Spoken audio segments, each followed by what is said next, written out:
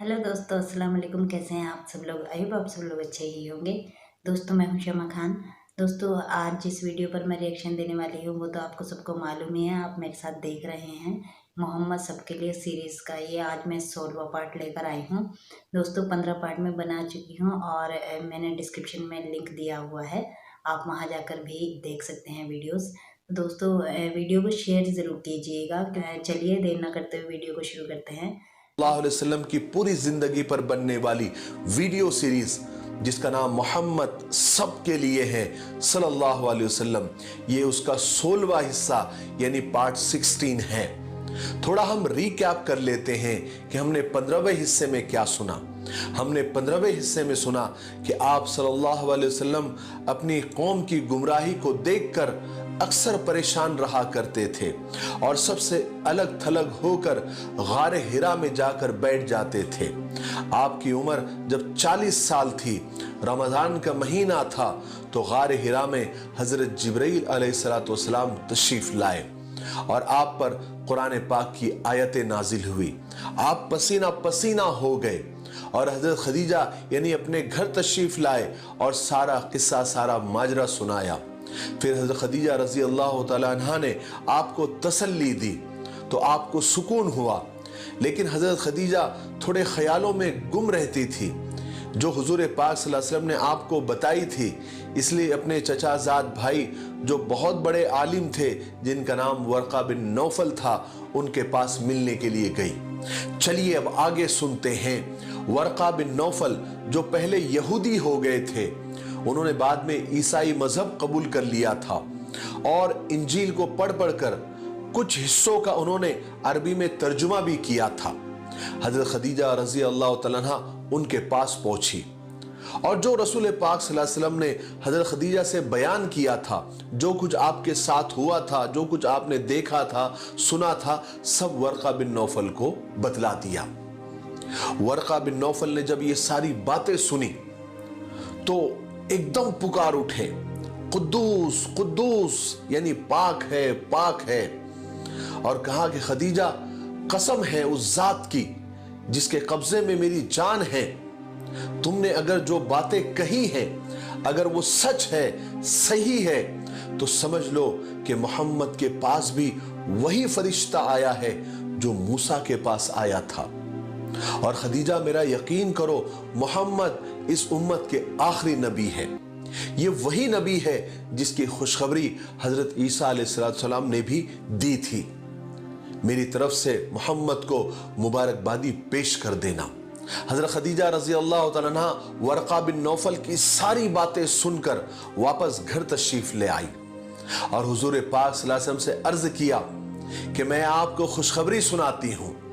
और हजरत खदीजा रजी अल्लाह तआला अन्हा ने वो सारी बातें जो वर्का बिन नौफल ने कही थी, वो सारी बातें आपको आकर बता दी और कहा कि वर्का बिन नौफल आपको मुबारकबाद पेश करते हैं। बहरहाल पहली वही आने के बाद रसूल पाक सल्लल्लाहु अलैहि वसल्लम अपनी आदत के हिसाब से गार हिरा तशरीफ ले जाते रहे। एक दफा की बात है कि आप हमेशा जब भी गार हिरा से वापस आते तो सबसे पहले बैतुल्ला जाते, वहां का तवाफ करते। तो आप उस दिन भी बैतुल्ला तशरीफ ले गए और काबे का तवाफ किया। वहां पर वर्का बिन नौफल से आपकी मुलाकात हुई तो वर्का बिन नौफल ने कहा कि ऐ मेरे भतीजे, जो कुछ तुमने देखा, जो कुछ तुम्हारे साथ हुआ, मुझे भी बताओ। तो रसूल पाक सल्लल्लाहु अलैहि वसल्लम ने सब कुछ बयान कर दिया, जो भी आपके साथ गारे हिरा में हुआ, वो सारी बातें कि जिब्राइल आए और किस तरह क्या क्या हुआ, वो सारी बातें एक एक हर्फ वर्का बिन नौफल को बयान कर दिया, बता दिया। तो वर्का बिन नौफल कहने लगे, खुदा की कसम, ऐ मोहम्मद, तुम इस उम्मत के नबी हो, तुम्हारे पास भी वही अजीम और वही बड़ा फरिश्ता आया था जो हजरत मूसा के पास आ चुका है। और मोहम्मद, मेरी बात याद रखो, तुमको लोग झुठलाएंगे, तकलीफें देंगे, परेशान करेंगे, यहां तक कि तुमको तुम्हारे वतन से निकाल देंगे। और जब तक अगर मैं जिंदा रहा तो मोहम्मद याद रखो, मैं तुम्हारी हिमायत करूंगा और मैं तुम्हारी मदद भी करूंगा। हुजूर पाक सल्लल्लाहु अलैहि वसल्लम को बड़ा ताज्जुब हुआ हुजूर ने ताज्जुब से पूछा, क्या मेरी कौम मुझे मेरे वतन से निकाल देगी? वर्का बिन नौफल ने कहा कि हाँ ऐ मोहम्मद, आज तक जितने भी नबी गुजरे हैं लोगों ने उनकी मुखालिफत की है, उनका अपोज किया है। और फिर उसके बाद वर्का बिन नौफल ने जाते जाते हुजूर पाक सल्लल्लाहु अलैहि वसल्लम की तरफ झुककर आपके सर मुबारक को बोसा दिया और घर चले गए। रसूल पाक सल्लल्लाहु अलैहि वसल्लम हजरत जिब्राइल अलैहिस्सलातु वस्सलाम का दोबारा आने का इंतजार करने लगे, जिनके बारे में वर्का बिन नौफल ने भी बताया था कि वो एक अजीम और बड़े फरिश्ते हैं जो हजरत मूसा के पास भी आए थे, जिनके बारे में हजरत खदीजा ने भी इत्मीनान दिलाया था कि आप घबराए नहीं, वो खुदा के फरिश्ते हैं। आपका इंतजार बढ़ता गया मगर हजरत जिब्राइल नहीं आए और ना आपके पास कोई वही आई। रसूल पाक सल्लल्लाहु अलैहि वसल्लम को इस ख्याल ने बहुत परेशान किया। आप परेशान रहने लगे कि हजरत जिब्राइल क्यों नहीं आ रहे हैं और क्यों मुझे आकर नहीं बताते कि मुझे आगे क्या करना है, मुझे आकर डायरेक्शन क्यों नहीं दे रहे हैं कि किस तरह तबलीग करूं, किस तरह लोगों को समझाऊं और किस तरह से शुरुआत करूं। जिब्राइल खुदा का पैगाम लेकर क्यों नहीं आते जैसे वो पहले आए थे। यही सोच सोचकर आपकी परेशानी बढ़ती गई, आप बहुत ज्यादा गमगीन रहने लगे। हजरत खदीजा रजी अल्लाह तआला अन्हा ने भी आपकी इस बेचैनी को ताड़ लिया और आप भी परेशान और गमगीन रहने लगी। लेकिन हजरत खदीजा ने अपने आप को संभाला और रसूल पाक सल्लल्लाहु अलैहि वसल्लम को इत्मीनान और तसल्ली देने लगी ताकि आपकी तबीयत का कुछ बोझ हल्का हो। जब बहुत लंबा वक्त गुजर गया तो हुजूर पाक सल्लल्लाहु अलैहि वसल्लम की बेकरारी और बढ़ती चली गई। आप बेचैनी में कभी उस पहाड़ पर, कभी उस पहाड़ पर, कभी इस टीले पर, कभी इस टीले पर चढ़ जाते। आपका दिल बहुत परेशान हो गया था। रसूल पाक सल्लल्लाहु अलैहि वसल्लम का दिल मुबारक बहुत तकलीफ महसूस कर रहा था। वही के रुक जाने से आपकी रूह मुबारक भी बेचैन हो गई थी। आपने फिर 1 महीने तक गार हिरा में क़याम फरमाया, यानी वहीं पर ठहरे रहे और खुदा की इबादत में मशगूल रहने लगे। फिर 1 महीने के बाद आखिर खुदावंदे करीम ने अपना फजल फरमाया। 1 महीना गार में रहने के बाद जब आप वापस आ रहे थे तो आपने अचानक एक आवाज सुनी। आपने आगे देखा, आपने पीछे देखा, आपने बाएं देखा, दाएं देखा, लेकिन कुछ भी नजर नहीं आया। फिर आपने ऊपर नजर उठाई तो देखा कि वही फरिश्ता यानी हजरत जिब्राइल आपके सामने है जो पहले गार हिरा में आए थे। और इस दफा हजरत जिब्राइल जमीन और आसमान के बीच कुर्सी पर बैठे हुए थे। आप सल्लल्लाहु अलैहि वसल्लम पर डर और खौफ तारी हो गया।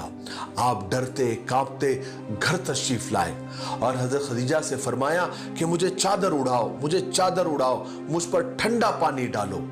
उस वक्त आप पर ये आयतें नाजिल हुई थी, या अय्युहल मुद्दस्सिर कुम फअंजिर व रब्बक फकब्बिर व सियाबक फतहिर वरुज्ज फहजुर वला तमनुन तस्तक्सिर वलिरब्बिका फस्बिर, जिसका तर्जुमा है कि ए कपड़े के ओढ़ने वाले उठो, यानी अपनी जगह से उठो और खुदा के दुश्मनों को डराओ और अपने रब की बड़ाई बयान करो और अपने कपड़ों को पाक रखो और बुतों से अलग रहो जिस तरह से आप अब तक अलग रहे हो। फिर जो तकलीफ आए इस रास्ते में अपने रब की खुशनुदी के लिए उस पर सब्र करो। अब रसूल पाक सल्लल्लाहु अलैहि वसल्लम मुतमईन हो गए। अब जाके बेचैन दिल को करार आ ही गया। जब हजरत खदीजा रजी अल्लाह तआला अन्हा को इसकी खबर हुई तो वो भी खुश हो गई और पूरी तरह आपकी इस खुशी में शामिल हुई, क्योंकि वो भी अपने शौहर के लिए जो सुकून की दुआएं कर रही थी वो कबूल हो गई थी। खुदा ने वो नेमत अता कर दी थी जिसके बंद हो जाने से आप सल्लल्लाहु अलैहि वसल्लम बेचैन थे। फिर रसूल पाक सल्लल्लाहु अलैहि वसल्लम पर वही आते रही जिसके जरिए कुरान पाक की आयतें आप सीखते रहे और खुदा ने आपको जो काम सुपुर्द कर दिया था उसके बारे में जिब्राइल अलैहिस्सलातु वस्सलाम आपके पास खुदा के अहकाम लाते रहे। हजरत जिब्राइल अलैहिस्सलाम ने हुजूर पाक सल्लल्लाहु अलैहि वसल्लम को वजू करने का और नमाज पढ़ने का तरीका सिखलाया।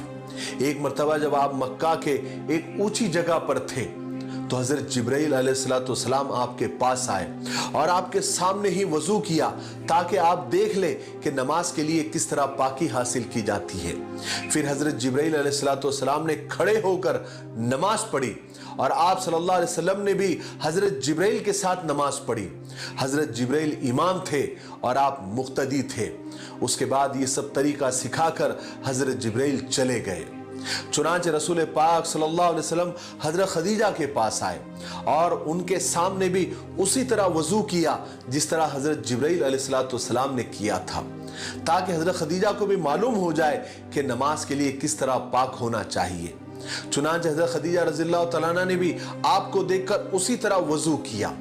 उसके बाद आपने खड़े होकर नमाज पढ़ी और हजरत खदीजा आपके पीछे उसी तरह नमाज पढ़ रही थी जिस तरह रसूल खुदा सल्लल्लाहु अलैहि वसल्लम हजरत जिब्राइल के पीछे नमाज पढ़ रहे थे। हजरत अली रजी अल्लाह तआला अन्हु चूंकि हुजूर के पास ही रह रहे थे, आपकी तरबियत आपकी परवरिश में थे, उन्होंने जब हुजूर को और हजरत खदीजा को नमाज पढ़ते देखा, कभी रुकू करते देखा तो कभी सजदा करते देखा और कुरान पाक की आयतें पढ़ते हुए सुना, चूंकि वो आयतें सच्चाई का रास्ता दिखाती थी और बुराइयों से रोकती थी। हजरत अली चूंकि अभी लड़कपन में ही थे, बच्चे ही थे, वो ताज्जुब से हुजूर पाक सल्लल्लाहु अलैहि वसल्लम को और हजरत खदीजा को नमाज पढ़ते देखते थे। हजरत अली रज़ियल्लाहु तआला अन्हु चूंकि हुजूर से बेहद मोहब्बत करते थे, आप जो कुछ फरमाते थे उसको सच्चे दिल से कबूल फरमाते थे और इस बात पर भी पूरा पूरा भरोसा करते थे कि आप जो कुछ बोलते हैं वो सही बोलते हैं और आप सबका भला ही चाहते हैं। लेकिन हजरत अली रज़ियल्लाहु तआला अन्हु ने इससे पहले हुजूर पाक सल्लल्लाहु अलैहि वसल्लम को इतनी आजिजी, इतनी इनकिसारी से सजदा करते नहीं देखा था और ना ही इतना पाक और नसीहतों से भरा कलाम पढ़ते देखा और सुना था। चुनांचे हजरत अली रज़ियल्लाहु तआला अन्हु से रहा नहीं गया, उन्होंने हुजूर से और हजरत खदीजा से पूछ ही लिया कि ये सब क्या है। हुजूर ने फरमाया, अली ये खुदा ताला का सच्चा दीन है, इसी की वजह से खुदा अपने पैगंबर और रसूलों को भेजता है। हजरत अली बड़े गौर से और ताज्जुब से आपकी बातें सुनते। चूंकि हजरत अली का ये बचपन का ही दौर था तो उनको बड़ी हैरानी होती थी, लेकिन बच्चे होने के बावजूद हजरत अली रजी अल्लाह तआला अन्हु हुजूर पाक सल्लल्लाहु अलैहि वसल्लम को सबसे ज्यादा नेक और सच्चा और अमानतदार और दयानतदार समझते थे। आज के लिए इतना काफी है, इसलिए हम यहीं पर रुकते हैं क्योंकि वीडियो अब ज्यादा लंबा हो रहा है।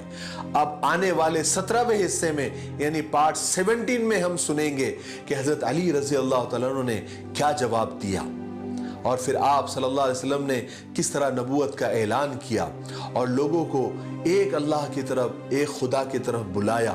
फिर लोगों का रिएक्शन क्या था, लोगों ने किस तरह रिएक्ट किया, ये हम आने वाले और किस तरह से आपको तकलीफें पहुंचाना शुरू की, आपको किस तरह झुटलाया और उसके बाद आपको कितनी तकलीफ हुई, फिर अल्लाह तबारक व तआला ने किस तरह आप पर वही नाजिल की, ये हम आने वाले 17वें हिस्से यानी पार्ट 17 में सुनेंगे। तब तक आप अपने वादे पर कायम रहे, इस सीरीज के वीडियो को ज्यादा से ज्यादा शेयर करें और रसूल पाक सल्लल्लाहु अलैहि वसल्लम की सीरत मुबारका से लोगों को मुतारफ कराए, यानी लोगों तक इन वीडियोस को ज्यादा से ज्यादा पहुंचाए। खास करके जो आज की नौजवान नस्ल है उन तक जरूर आप पहुंचाए। मेरे लिए, पूरी उम्मत के लिए और पूरी इंसानियत के लिए खैर और भलाई की दुआ करते रहें। अस्सलामु अलैकुम व रहमतुल्लाहि व बरकातहू। हुजूर पाक ने मतलब हमारे लिए इतनी मुसीबतें झेली है कि हम ज़रा सी भी हम पे मुसीबत आती ना तो हम अल्लाह ताला से कह देते हैं, अल्लाह पाक तूने इतनी मुसीबतें हमें दे दी। कहते हैं ना जब वो खुदा के पास जा रहे थे, जब जिस दिन गुजरे थे उस दिन भी वो यही कह रहे थे, अल्लाह पाक मेरी उम्मत, अल्लाह पाक मेरी उम्मत। और क़यामत के दिन भी वो यही कहेंगे कि अल्लाह पाक मेरी उम्मत को बख्श दे। तो दोस्तों हमें कोशिश करनी चाहिए कि हम अच्छे अमाल अपने साथ लेकर जाएं, अच्छी सीरत लेकर जाएं, जिससे हुजूर पाक की मेहनत पर भी कोई आँच ना आए। इतनी कोशिश हमें करनी चाहिए तो दोस्तों अगर आपको वीडियो पसंद आई हो तो प्लीज़ लाइक कर दीजिएगा, क्योंकि मैं बहुत इमोशनल हो गई हूँ। बहुत ज़्यादा मतलब मुझे बहुत गिल्टी फील हो रहा है कि हम दिन में पता नहीं कितनी गलतियाँ करते हैं। सगीरा कबीरा गुनाह हम कितने करते हैं, कोई जानबूझ के करते हैं, कहीं अनजाने में करते हैं। दोस्तों अगर आपको वीडियो पसंद आई हो तो प्लीज़ लाइक कर दीजिएगा और सब्सक्राइब करना ना भूलें। कमेंट में मुझे ज़रूर बताइएगा कि आपको वीडियो कैसी लगी। तो मिलते हैं अगली वीडियो में दोस्तों, जब तक अपना ख्याल रखिएगा। अल्लाह हाफ़िज़।